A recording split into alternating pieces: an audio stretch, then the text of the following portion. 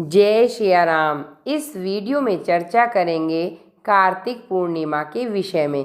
कार्तिक मास हिंदू धर्म का महत्वपूर्ण महीना माना जाता है। कार्तिक पूर्णिमा के दिन का हिंदू धर्म में विशेष महत्व है।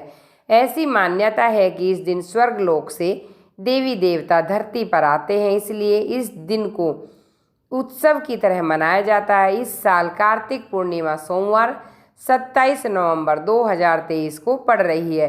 कार्तिक पूर्णिमा के दिन का धार्मिक और आध्यात्मिक रूप से विशेष महत्व है, इसलिए इस पवित्र और शुभ दिन पर लोग नदी स्नान जरूर करते हैं और दान, पूजा, अनुष्ठान, दीपदान अवश्य करें। कार्तिक पूर्णिमा के दिन क्या काम करें?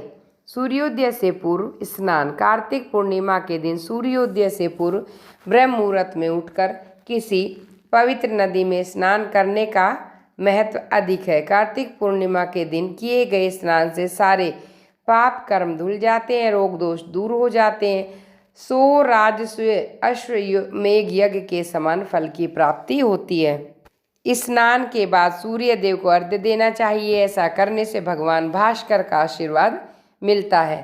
कार्तिक पूर्णिमा के दिन स्नान और पूजा के बाद अपने सामर्थ्य के अनुसार गरीबों में दान दक्षिणा जरूर दें, इससे पुण्य मिलता है। इस दिन आप अन्न, वस्त्र, तिल, चावल, आंवला, पैसे जो भी सामर्थ्य के अनुसार आप दान अवश्य करें।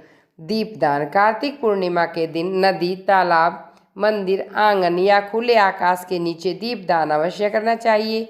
वहीं इस दिन संध्या काल में तुलसी के पौधे में घी का दीपक अवश्य लगाएं। कार्तिक पूर्णिमा के दिन ये कार्य होते हैं वर्जित।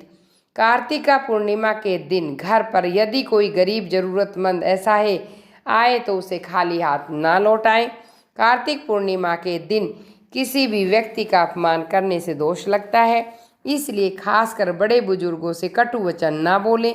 कार्तिक पूर्णिमा के दिन सुबह जल्दी और नदी में पवित्र स्नान करें। नदी स्नान संभव ना हो तो नहाने के पानी में गंगा जल की बूंदें मिलाकर स्नान किया जा सकता है। कार्तिक पूर्णिमा पर महिला पुरुष को ब्रह्मचर्य का पालन करना चाहिए। आइए सुनते हैं कार्तिक पूर्णिमा की एक पौराणिक कथा।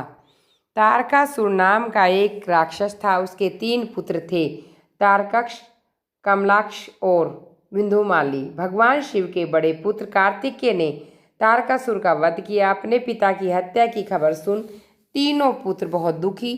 तीनों ने मिलकर ब्रह्मा जी से वरदान मांगने के लिए घोर तपस्या की। ब्रह्मा जी तीनों की तपस्या से प्रसन्न हुए और बोले कि मांगो, क्या वरदान मांगना चाहते हो? तीनों ने ब्रह्मा जी से अमर होने का वरदान मांगा, लेकिन ब्रह्मा जी ने उन्हें इसके अलावा कोई दूसरा वरदान मांगने को कहा। तीनों ने मिलकर फिर सोचा। इस बार ब्रह्मा जी से 3 अलग अलग नगरों का निर्माण करवाने के लिए कहा, जिसमें सभी बैठकर सारी पृथ्वी और आकाश में घूमा जा सके। 1000 साल बाद जब हम मिले, हम तीनों के नगर मिलकर एक हो जाएं और जो देवता तीनों नगरों की एक ही बाण से नष्ट करने की क्षमता रखते हो वही हमारी मृत्यु का कारण हो। ब्रह्मा जी ने उन्हें ये वरदान दे दिया। तीनों वरदान पाकर बहुत खुश हुए। ब्रह्मा जी के कहने पर मन दानव ने 3 नगरों का निर्माण करवाया। तारकाक्ष के लिए सोने का कमल और चांदी का, विंध्युमाली के लिए लोहे का नगर बनवाया।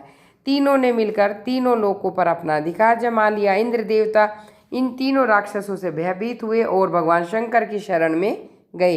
इंद्र की बात सुनकर भगवान शिव ने इन दानवों का नाश करने के लिए एक दिव्य रथ का निर्माण किया।